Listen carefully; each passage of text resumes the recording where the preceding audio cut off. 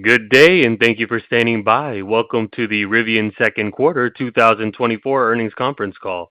At this time, all participants are in a listen-only mode. Please be advised that today's conference is being recorded. After the speaker's presentation, there will be a question-and-answer session. To ask a question, please press star 11 on your telephone and wait for your name to be announced. To withdraw your question, please press star 11 again. I would now like to hand the conference over to your speaker today, Tim Bay, Vice President, Investor Relations. Good afternoon, and thank you for joining us for Rivian's second quarter 2024 earnings call. Before we begin, matters discussed on this call, including comments and responses to questions, reflect management's views as of today. We will also be making statements related to our business, operations, and financial performance that may be considered forward-looking statements under federal securities laws. Such statements involve risks and uncertainties that could cause actual results to differ materially. These risks and uncertainties are described in our SEC filings and today's shareholder letter. During this call, we will discuss both GAAP and non-GAAP financial measures. A reconciliation of GAAP to non-GAAP financial measures is provided in our shareholder letter. Just before the call, we published our shareholder letter, which includes an overview of our progress over the recent months. I encourage you to read it for additional details around some of the items we'll cover on today's call. With that, I'll turn the call over to RJ, who will begin with a few opening remarks. Thanks, Tim. Hello, everyone, and thanks for joining us today. During our call, I will highlight key developments in the second quarter and provide an update on the progress we're making against our value drivers. Prior to discussing quarterly details, I want to reinforce the key messages conveyed in depth during our recent Investor Day. To achieve the full potential of our vision, we need to aggressively drive towards profitability. The fundamental levers underpinning this goal include the recent transition to our second-generation R1 and the subsequent introduction of our midsize platform, which underpins R2. I'm encouraged by the progress ramping up our second-generation R1 vehicles, as well as developing R2, which we expect to launch in the first half of 2026. The ability to dramatically reduce cost in a condensed time frame and drive continual improvement in the customer experience is based on our intentional approach to vertical integration. From the beginning, we have vertically integrated certain components of the vehicle, driven by the desire to create superior customer experiences and deliver long-term structural cost advantages. The success of this is demonstrated by a recent J.D. Power Appeal study, where Rivian received the highest score and the most satisfying brand across the automotive industry. We spent years developing key technologies such as our software, electrical hardware, autonomy, and propulsion.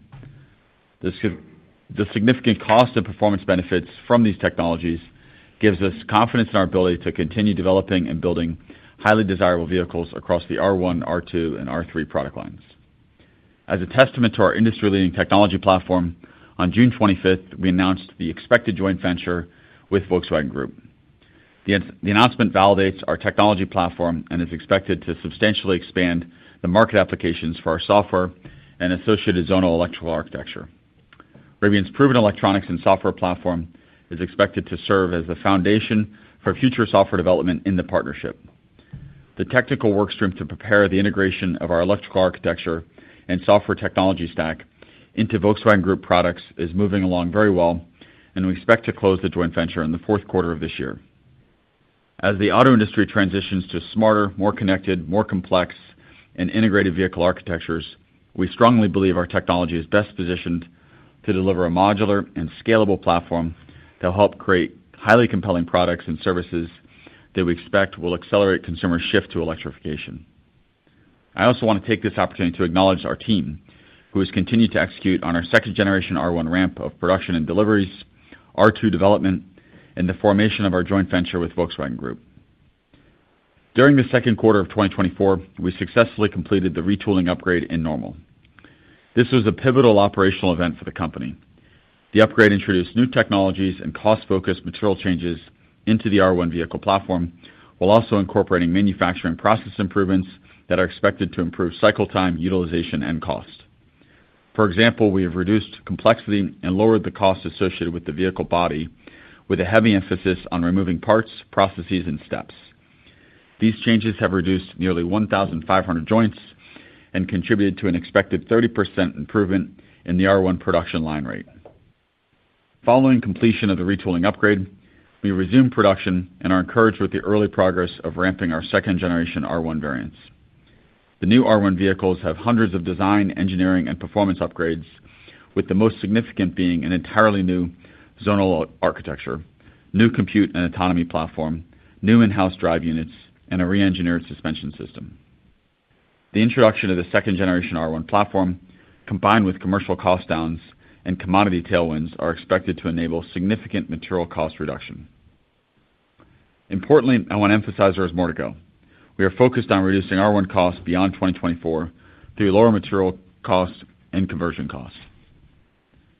As we continue to source materials for R2, we are seeing opportunities to further reduce the cost of R1 through additional supplier cost reductions. In addition, we believe the expected joint venture with Volkswagen Group will allow us to achieve more favorable pricing from suppliers. This includes components, chipsets, printed circuit board assemblies, and all the associated content that relates to those hardware systems. I want to delve in further on our new second-generation drive units, which represent a significant change in capability and cost. The second-generation R1 includes our Ascent motor system, which underpins our new tri-motor and quad motor.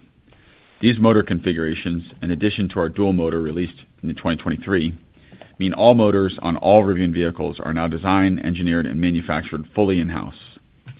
The 850 horsepower tri-motor variants are expected to start deliveries towards the end of the third quarter.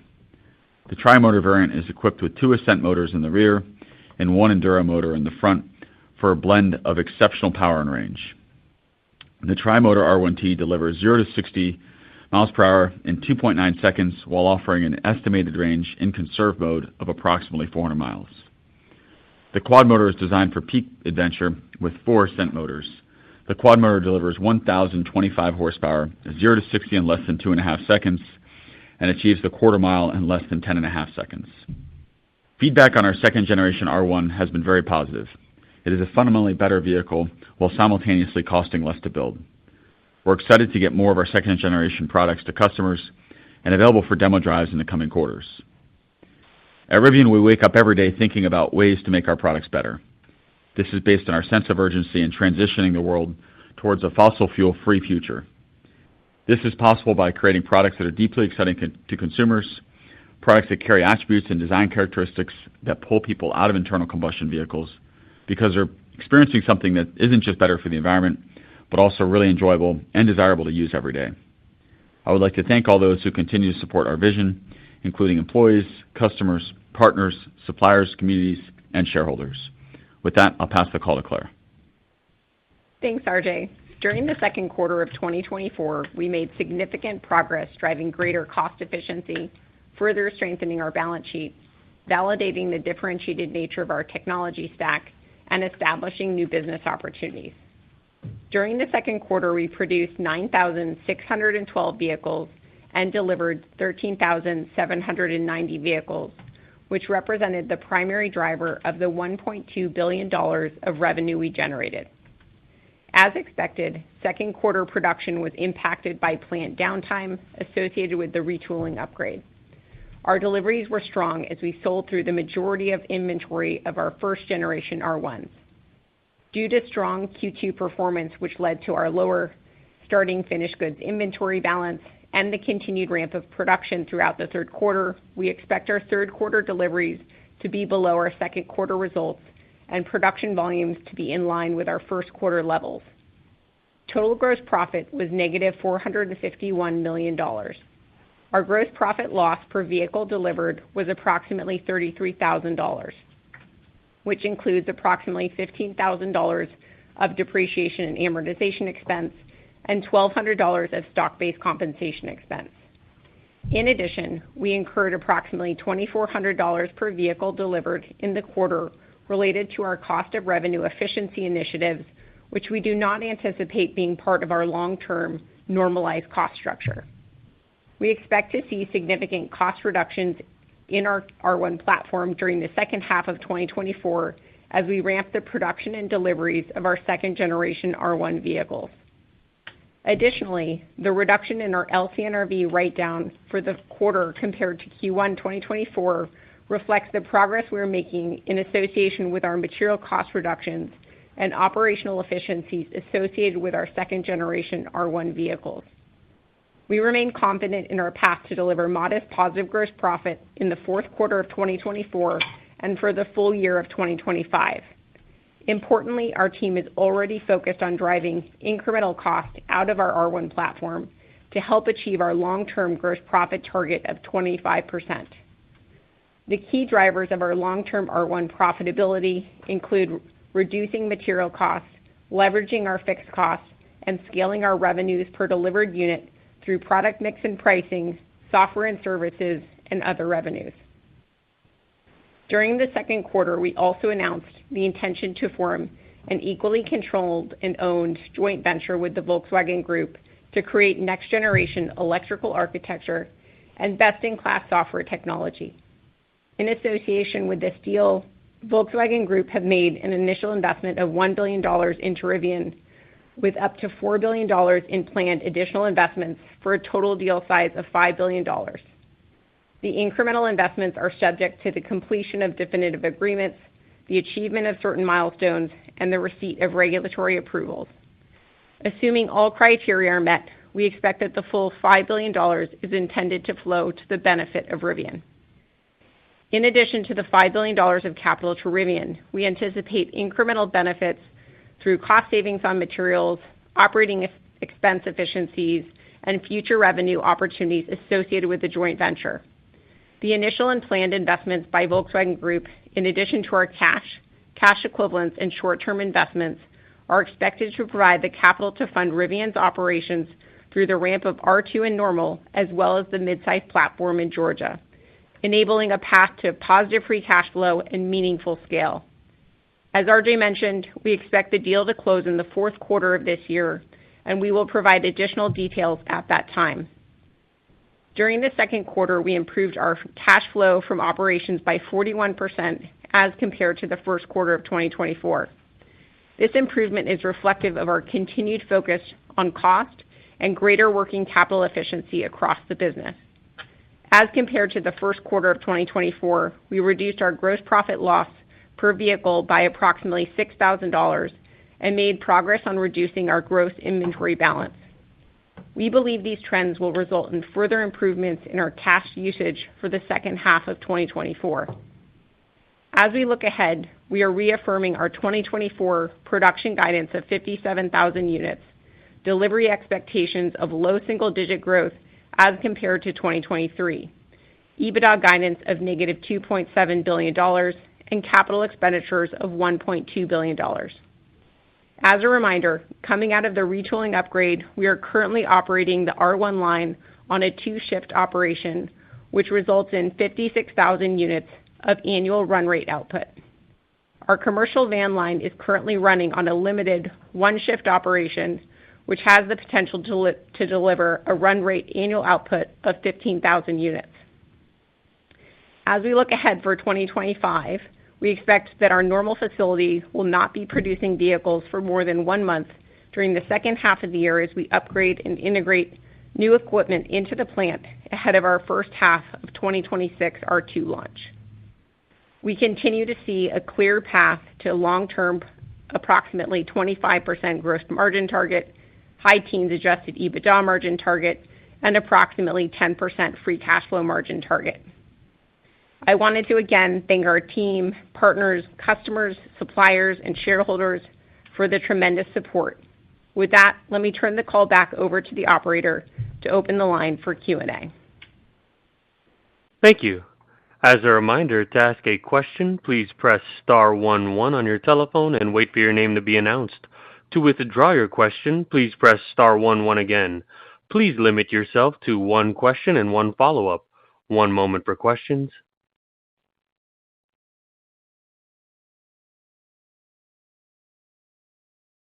Our first question comes from George Gianarikas with Canaccord Genuity. You may proceed. Hi, good afternoon, and thank you for taking my questions.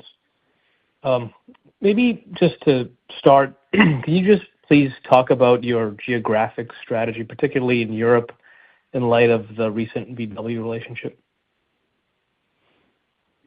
Thanks, George. As it stands today, the R1 products are being sold throughout the United States and Canada, and our EDV products are our commercial van products are primarily focused in the United States, but we have made some deliveries in Europe and specifically in Germany.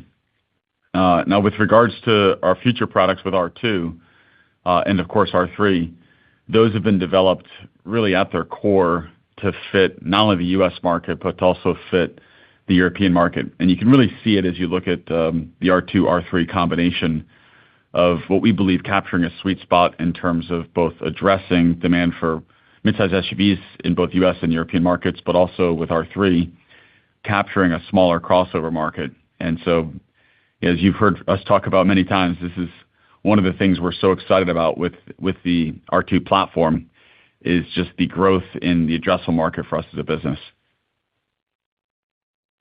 Thank you. Maybe as a follow-up on the VW relationship, I know you're still working through the details. You mentioned that. But is there any update on the potential to transfer some of your OpEx into that JV? Thank you. Yeah, as you said, we haven't announced the specifics around the joint venture, inclusive of any of the associated cost sharing. But I think importantly, I'd want to call out is how this relationship was formed, and it's really formed on the basis of leveraging the technical platform that we built around our network architecture, our topology of ECUs, and of course our software stack, and allowing and enabling that technology to really scale well beyond Rivian's product line and to enable us to get to global scale across multiple markets very quickly. So we're ecstatic about the impact that can drive in terms of helping to create exciting products that give consumers choices to move towards electrification. We're also excited about the scale that provides us from a sourcing point of view and a supply chain point of view as we think about the components and the assemblies that go into those systems. Thanks. Thank you. Our next question comes from Mark Delaney with Goldman Sachs. You may proceed. Yes, good afternoon. Thanks very much for taking the questions. First, I was hoping to better understand how the company is tracking toward the target of positive gross margin in the fourth quarter, and have the drivers changed at all, especially as we've seen things like a 2.99% incentive that you're utilizing and perhaps that changes the mechanics to the positive gross profit bridge? Thanks, Mark. There are still three key drivers to our path to positive gross profit in Q4. The first is the variable cost improvement. We spent a lot of time at our Investor Day talking about the material cost reduction roadmap associated with our new Gen 2 technology introductions, material cost reductions that we've had through supplier negotiations, as well as the commodity cost tailwinds that we anticipate seeing throughout the course of the second half of this year and into 2025 as well. The second driver is our fixed cost leverage, and this is enabled by the retooling upgrade that we had in Normal, which has improved our production line rate by approximately 30%. And this, together with the increased Q4 production volumes we anticipate seeing, as well as our reduction in depreciation expense across the business, will help drive this fixed cost leverage. And the last key driver for us, as we've talked about in the past, is an increase in revenue per delivered unit. And this we'll see through the introduction of our tri-motor R1s that you heard RJ speak about in his prepared remarks, as well as non-vehicle revenue growth from the sale of regulatory credits and the introduction of our pre-owned Rivian sales. We continue to remain confident in our path to positive gross profit in Q4. And it's important to note that our Q2 results had very limited sales of our Gen 2 vehicles. So you're not actually seeing any of the flow-through of the improvements that we've made throughout our production line or our material costs yet flow through the results themselves as we look at the Q2 actions as a whole. Thanks for that, Claire. My second question was how to better think about the material cost improvements you're looking to achieve, such as the 20% for the dual motor large pack second gen R1 compared to the first gen. I think those cost improvements did not incorporate some of the potential savings you think you may be able to realize now that you have the VW news out there and some of the response you've seen from suppliers. So I realize it's still somewhat early, but can you share a bit more on the magnitude of potential material cost improvements you may see as you're able to execute on some of that expanded opportunity? Thank you. Yeah, thanks, Mark, for the follow-up. You're absolutely right. There's the 20% that we've referenced in cost reduction on the bill of materials for a like-for-like vehicle. That's based upon technical changes we made to the vehicle and supplier negotiations that we drove over the last 18 months. There's certainly more room to go in terms of applying some of the leverage that we're going to see, not only with the relationship we're building with Volkswagen, but also with the scale that comes with R2. And so we do see continued progress as we drive towards the long-term goal of 25% gross margin for our Normal facility. And these continued cost efforts that we're talking about here on reducing our bill of materials, we also see improvements happening in our conversion costs at the plant. And those conversion costs are both the continued progress around efficiency improvements within the plant, but also over time, the enhanced fixed cost leverage that's going to come from bringing R2 to production, to be produced in Normal as well. Thank you. Our next question comes from Philippe Houchois with Jefferies. You may proceed. Yes, good afternoon. Thank you very much. A couple of questions for me. One is very little mention of EDV in the release. Could you give us an update on how your customer trials are going on and might have a kind of an idea of when you might have first customers outside of the Amazon deal? Thanks for the question, Philip. The EDV program is something that for us is we're really excited about. The impact of it in terms of reducing carbon emissions on a per mile basis is outstanding over internal combustion vehicles. And we've been able to really prove the robustness of the platform and the strength of the offering through our relationship and partnership with Amazon. And having a large deployed fleet of these before we started running the pilot programs we've talked about in the past with non-Amazon customers was really helpful as we refine not just the vehicle, but also the software surrounding the vehicle. And so as we've talked about in the past, over the course of this year, we've been running pilots in anticipation of more significant ramp up in 2025. And this focus on pilots is really reflective of the nature of this business, where these are large decisions around large numbers of vehicles for a lot of these bigger fleets. And it's appropriate that we build effective working models for how the vehicles are serviced, what digital support the vehicles have, what infrastructure changes are necessary for each respective fleet. It's a lot different than adding a single charger in your garage when you buy an R1, when you're thinking about adding many chargers and a lot of new power into, let's say, a fulfillment center, a distribution center, or an operating center. If you're a business that's running 20, 30, 40, 50, maybe 100 plus vans out of it. So these are great learnings that we've been driving off the basis of what we put together with Amazon. And we are looking forward to starting to talk about other customers beyond Amazon. Right. Thank you very much. If I can squeeze another one. On this Volkswagen relationship, did I understand correctly, you expect it to close in Q4, and at that point, you will disclose, to the extent you agree with Volkswagen, you will disclose the terms of the JV, and we might be able to get a lot of questions around the accounting and the JV and how much of the cost might be shared with the JV between Rivian. Will we get that information in the fourth quarter? Yes, exactly. So we'll be filing the definitive agreements associated with the Volkswagen technology joint venture once the JV is closed, which we anticipate being in Q4 of this year, and we'll provide additional clarity on some of the financial impacts of the JV to Rivian's longer-term financial forecast and trajectory. As RJ pointed to, we do anticipate seeing beyond the capital that the Volkswagen Group will provide incremental benefits, including material cost savings, operating expense efficiencies, and future revenues associated with the joint venture. Great. Thank you very much. Thank you. Our next question comes from Dan Levy with Barclays. You may proceed. Hi, thank you for taking the questions. Wanted to go back to Mark's question earlier, and maybe you could just help us unpack some of the ASP dynamics in the quarter, because we know that there was some discounting that you needed to use to clear out some of the old inventory. And guess wondering really what how we should think about the right starting point for where you were on an ASP perspective in the second quarter, if we forget about some of those discounts, and just based on what you're seeing, I believe you need to hit flat ASPs from where you were in 1Q to hit the gross margin. So just anything on the right way to look about ASPs and the discounting needed for your targets.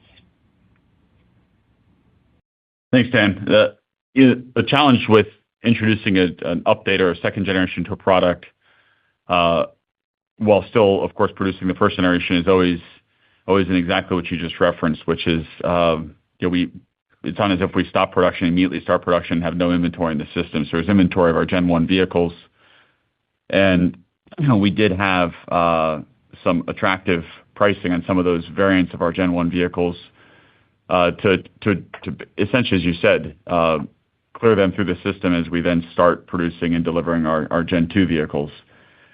We don't look at that as a long-term shift in pricing, but rather reflective of the step change we've seen in the Gen 2 vehicles in terms of performance and capability. And we've been very clear in just talking about the differences between the vehicles. And we're really pleased with the results that we saw in Q2. You saw the number of deliveries exceed production by quite a bit, and that was really the burn down or burn through of the Gen 1 inventory. Now, in terms of ongoing expectations for ASP, the other thing I'd want to call out here is that with the introduction of the Gen 2 vehicle, Claire referenced this, but we have a tri-motor and we have a quad motor, and the quad motor performance is extremely high. It's a big step forward relative to our first generation quad. Acceleration is a lot quicker. The range and efficiency is improved. The thermal performance particularly for off-road, really intense driving is outstanding.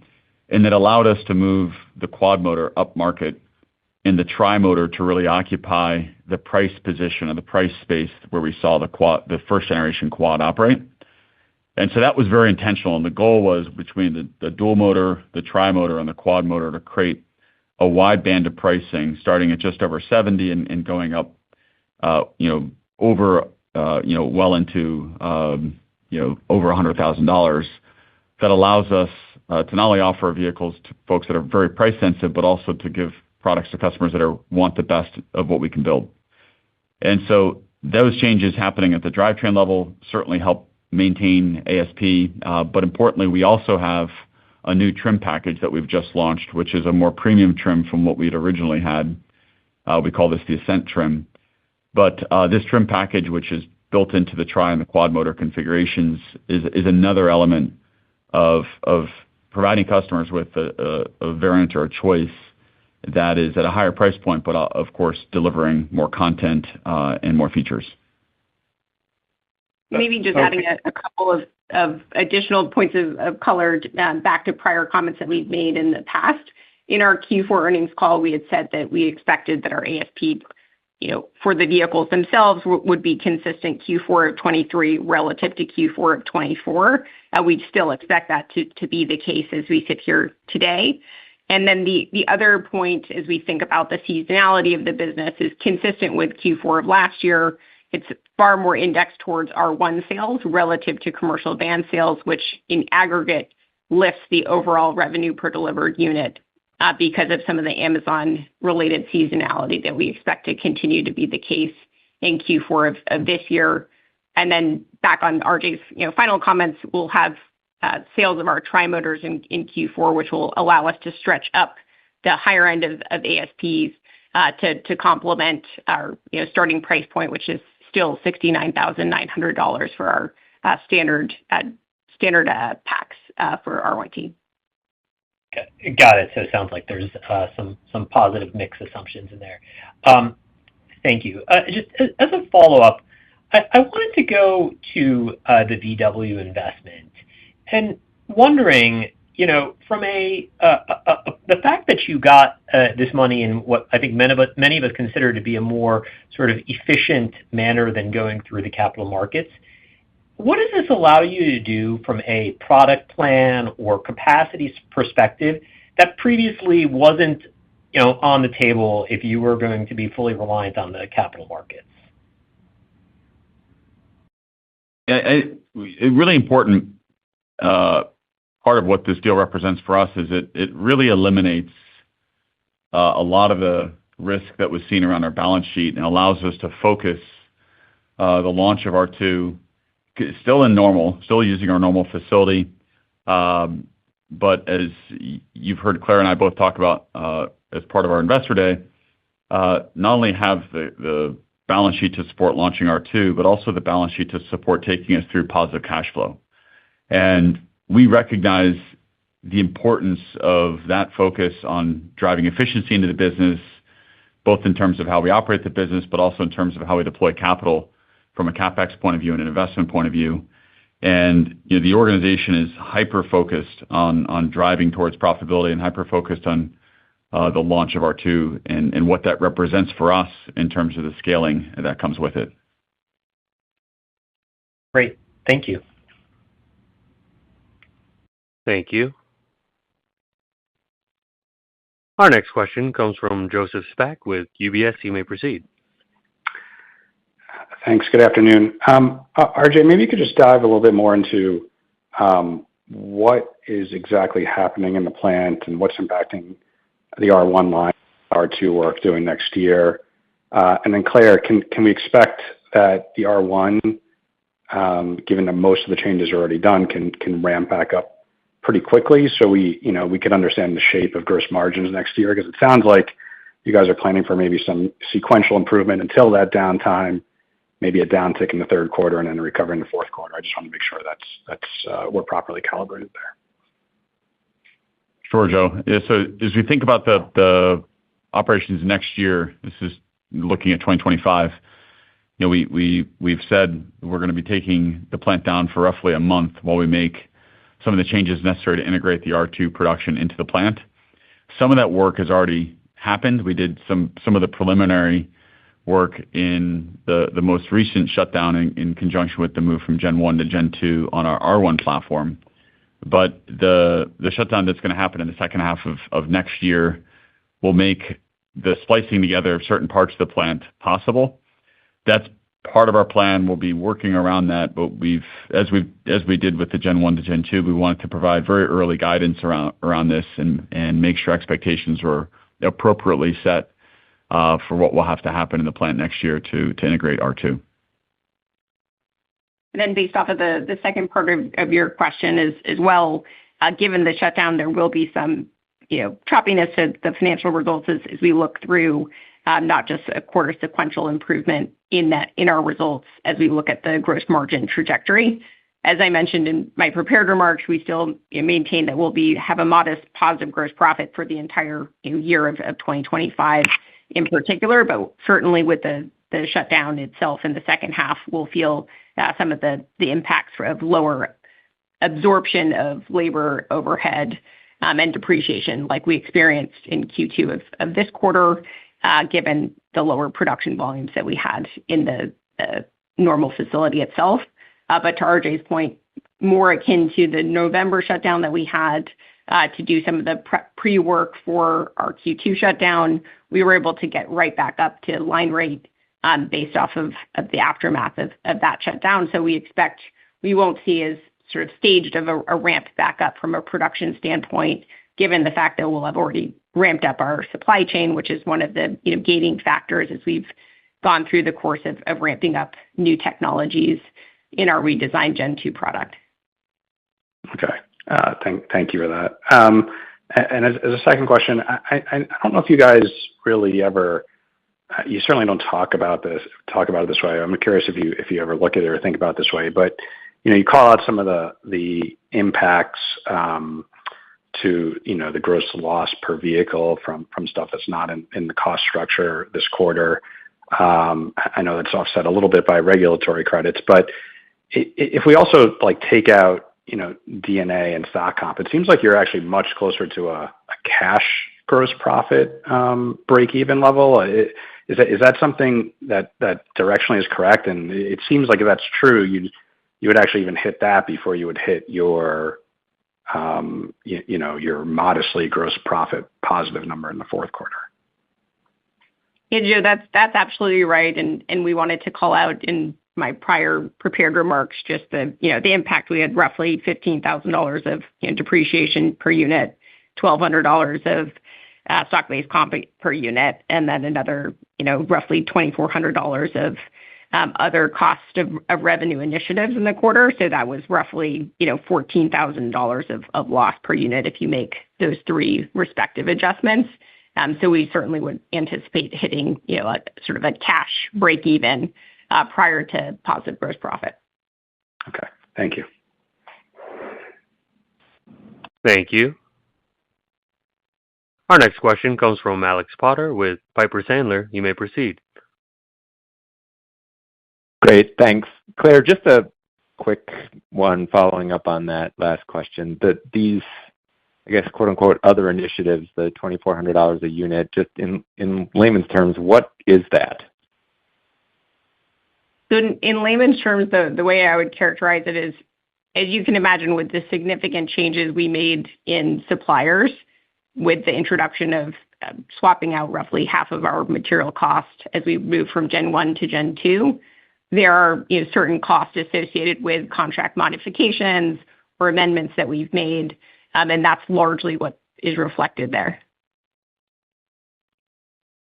Okay, very good. I guess my second question is on the Volkswagen joint venture. So presumably, I know you've got yet some work to do when it comes to hashing out the financials and all of these things, and we'll await information on that in Q4. But in the meantime, presumably you've got engineers, you've got procurement people who are sort of eager to start doing something, design or getting better supplier negotiations underway. Are they basically being instructed to sit tight and not do anything until the ink is dry, or are they allowed to sort of go out into the world and start, I guess, restarting supplier negotiations, for instance, with the heft of Volkswagen behind them, or working collaboratively with Volkswagen engineers to actually design the platform into Volkswagen vehicles, or do they basically just have to sit tight? From a supplier point of view, we absolutely are already seeing some of the tailwinds associated with our Volkswagen joint venture and partnership. This is, you can imagine, at the component level and at the electronics level within the vehicle, where we see a lot of the suppliers we have long relationships with that are very excited about this and see this as an opportunity to scale beyond just the Rivian product line for the technology that we've developed, but beyond that into the Volkswagen Group product portfolio. So that's been a really encouraging early read through in terms of how it's perceived and overall looked at by the supply chain. From a technical point of view, we talked about this even with the announcement of the deal. Volkswagen Group CEO and I, Oliver and I, just spoke around how the teams have been working really well together. And this is not, it's not as if we do a deal of this scale and of this magnitude without having done work together and without having done a lot of, beyond diligence, but into the actual creation of work content or work product, if you will. And so Wasim's on the call here. I'm going to invite him to just talk about this, but our software team and our hardware team have been working towards a number of elements that deliver on the first set of products, but the first of which is integrating our platform technically into Volkswagen Group products. But Wasim, let me have you talk a bit about this. Yeah, thanks, RJ. We're actually extremely excited with the progress that we're making in the integration, electrical architecture integration analysis. Our engineers have been working very closely with the Volkswagen Group, and we actually have a drivable demonstrator now that contains the Rivian electronic components, the Rivian software stack, and we're moving forward really, really well in understanding how our technology will scale up and down and the entire Volkswagen Group portfolio. Great. Thanks very much. Appreciate it. Thank you. Our next question comes from Ben Kallo with Baird. You may proceed. Thank you. My first question is more near term. Just, RJ, if you could talk about demand trends you've seen since the refresh. And then my second question is, brand is important to everyone, but to you guys, you've done a good job of building a brand. Can you talk to us about how you measure that internally, or any way that you can put context to how you've built your brand and how that extends to future models? Thank you. Yeah, thanks, Ben. Ultimately, our Gen 1, our first set of products, the R1, was our handshake with the world, and they were received really positively. This was 2 years ago, and it was exciting as we introduced the Gen 2 of our R1 products to see how strong the media reaction was to those products, and recognizing we took a great vehicle and made it even better. And that is something that we saw echoed across a variety of different media outlets, from lifestyle to automotive to more pure technology outlets, but recognizing the strength of what we built. And that really serves as a wonderful foundation for the continued growth, as you put it, of how we're building and developing our brand and how we're perceived. And there's lots of ways for us to measure that. We certainly look at things internally. We have a whole host of internal metrics that we track regularly. But I think important for for the analyst and investor community is to look at ways that third parties would look at our brand. And most recently, actually, coincidentally, J.D. Power does a number of ways where they look at the strength of a brand or the strength of a product offering in the market. And we've in the past done extremely well in this, and most recently in their annual appeal study that looks at a combination of vehicle performance and its overall packaging. We came out number 1, and that's the number 1 rated brand in their study. And to do that after having had previous number 1 performance in previous years is really exciting, and it's incredibly encouraging, and we think bodes really well for what's to come with R2. If we can carry the same brand strength and the same market share penetration that we have at the premium segment, where we're continually one of the best-selling vehicles over $70,000 today in the U.S., if we can take that market share strength and brand strength and apply it with our R2 product into the sub-$50,000 price category, with R2 starting at $45,000 and R3 pricing not yet announced but going to be lower than R2, we're really bullish on what that represents in terms of volume, but importantly, answers a real need in the market where there's I'd characterize as a pretty severe gap in product choice for great, highly compelling EVs under $50,000.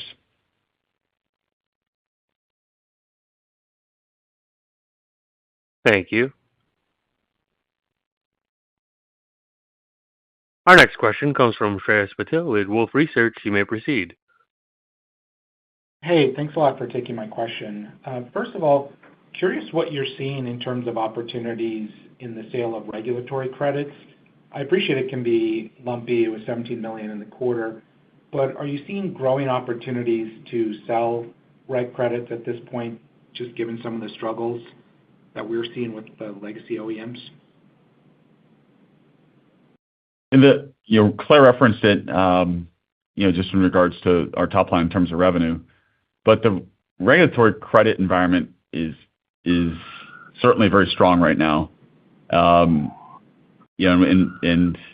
practically speaking, that means we have the potential to generate more revenue around our credits market than what we'd originally planned or anticipated. But I think more importantly is the fact that the credits market is so strong is a reflection of I'd say the decision that we see a number of companies that are going to be investing less into electrification or have less product in electrified product across multiple segments and across different price points. That void of products actually creates this strong credit environment. For us, I think the most important read-through is the demand environment we see, coming into 2026, 2027 is going to be very, very advantageous for us, where there's a lot of latent demand. There's a lot of demand that's sitting, waiting for the right type of product, a product that has the right form factor, product positioning, attributes and features. Folks have been sitting, waiting for that product to show up, but haven't seen it, so they continue to buy an internal combustion vehicle or continue to buy a hybrid vehicle. We see this really large pool of demand under the surface that's just waiting. We believe waiting for something that's very much like what an R2 is. Okay, great. My second question is, in thinking about your software architecture, one of the defining elements is that it is almost entirely built in-house, from the baseline operating system to the middleware, hypervisor application layers.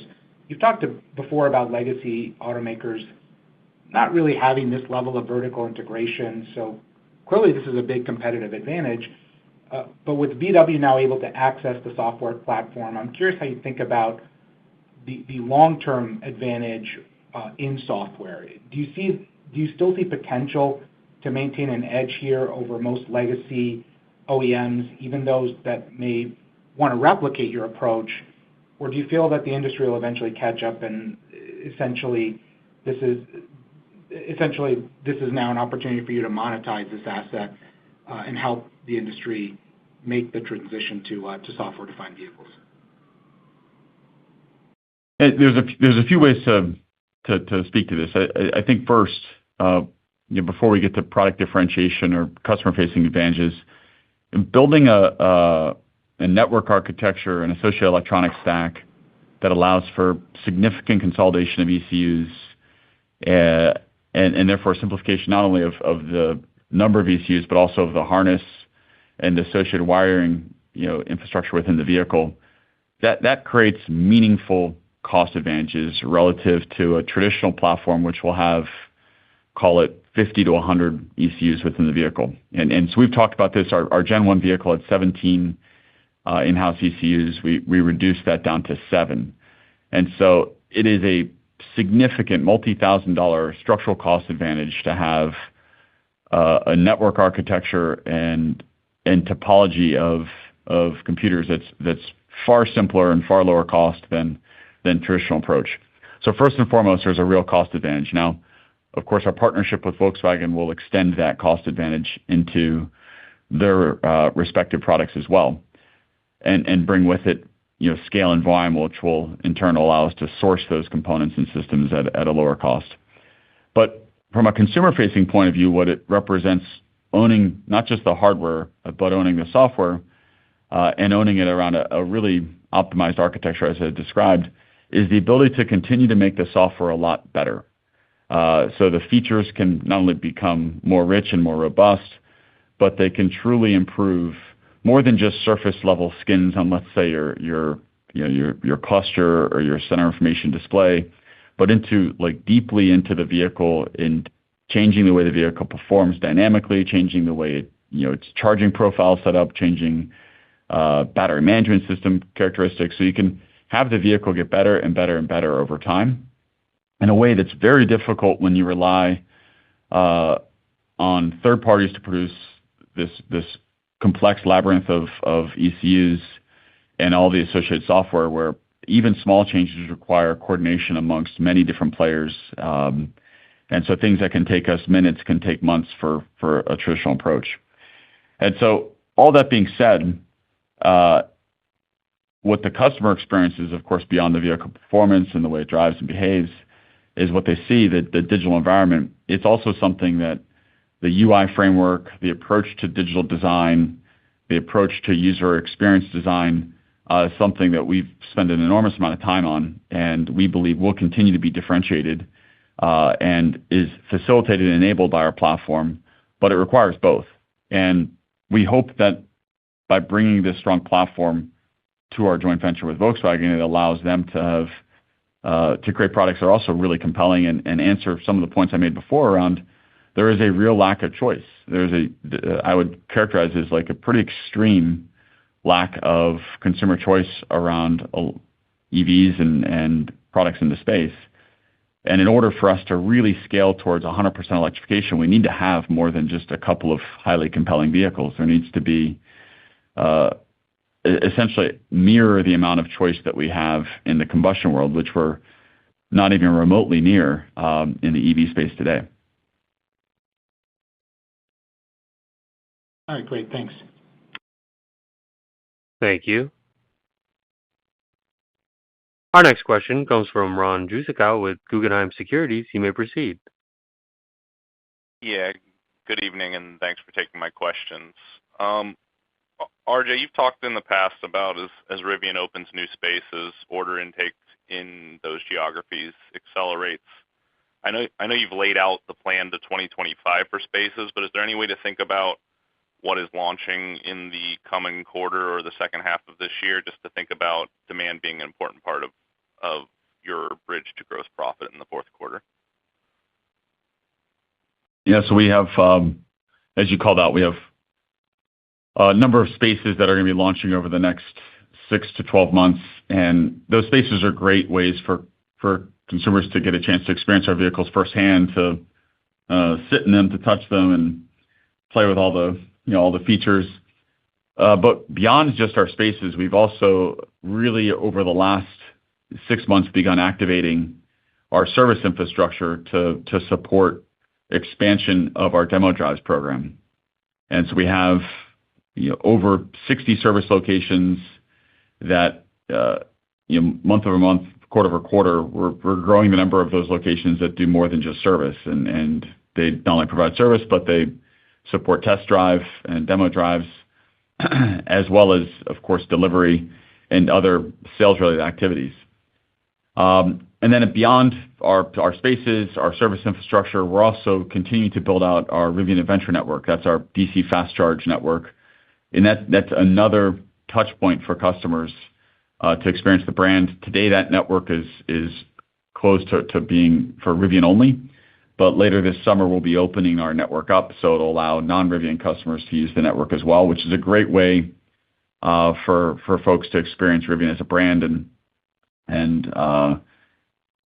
get exposure to the products and the exposure to us as a company. Yeah, thanks for that. And maybe just to follow up on Shreyas's question on credit revenues, do you feel like the $17 million this quarter, or I suppose you probably know this, if the $17 million this quarter kind of fully encapsulates or values your zero-emission vehicles, or is there kind of more to come as we model towards the back half of this year and gross profit break even? Yeah, Ron, as we mentioned at Investor Day, we have over $200 million of regulatory credits under contract right now for 2024 itself. And there are additional contracts in place for 25 and beyond as well. So $17 million is really just the tip of the iceberg as we think about the opportunity for 2024 and the sale of our regulatory credits. Thanks for taking my questions. Thank you. And our next question comes from Stephen Gengaro with Stifel. You may proceed. Thanks. Good afternoon, everybody. I think two for me. The first, when we talk about the gross profit progression and the expectations for the fourth quarter and beyond, the three kind of key points that were laid out, Claire, can you just talk about, are there any that you have more or less confidence in or are more or less visible at this point? Sure. As we think about the visibility that we have into the three drivers, which for everyone's benefit is variable cost improvement, fixed cost leverage, and increase in revenue per delivered unit. On the first piece, and that one, as we sit here today, the contracts with our supplier partners are under contract. So we have clear visibility into the cost down efforts that we'll see from a material cost trajectory there. Similarly, as we think about the fixed cost leverage, that will be enabled by our production ramp in the second half of the year as we increase volumes Then the other component is the reduction in depreciation expense. As RJ alluded to earlier in the call, we're now anniversarying our 3 years post-start of production, part of the reduction in our depreciation expense is related to fully depreciating some of our initial tooling associated with our launch. Again, we have clear visibility into the trajectory on that component of it as well. The final component, as we think about the increase in revenue per delivered unit. On this end, again, we're ramping right now our Ascent drive unit line that will enable sales of our Tri-Motor that allow us to skew a little bit higher from a mix perspective. I just referenced the regulatory credits that, again, that are under contract for this year as well. Have a lot of visibility as we look into the second half performance. Great. No, thanks. That's good color. I appreciate that. The other quick one, and I'm not sure if you'll comment on this or not. CapEx for 2025, any parameters we should be thinking about? Yes, as we think about CapEx for 2025, as we've mentioned in the past, we estimate spend to be roughly in the $1.5 billion area. Okay, great. Thank you. Thank you. I would now like to turn the call back over to RJ Scaringe for any closing remarks. Thank you, everyone, for joining us today. We're really excited with the progress we're making, the transition to our second-generation R1 vehicles and the associated cost structure that drives both at the bill of materials level, but also within our operations, within our plant, is a really important stepping stone for us as a business. The efficacy through which that launch occurred really reflects the growing capability for us as a business. I'm also really excited to see how customers have continued to react to the product and seeing how favorably this second-generation R1 was seen and continues to be seen really sets up well for us with what's to come with R2, where R2 leverages a lot of the content, particularly around the network architecture, the ECU topology, the software stack, and even beyond that into some of the componentry architecture that we've laid out with the updates to the R1 platform.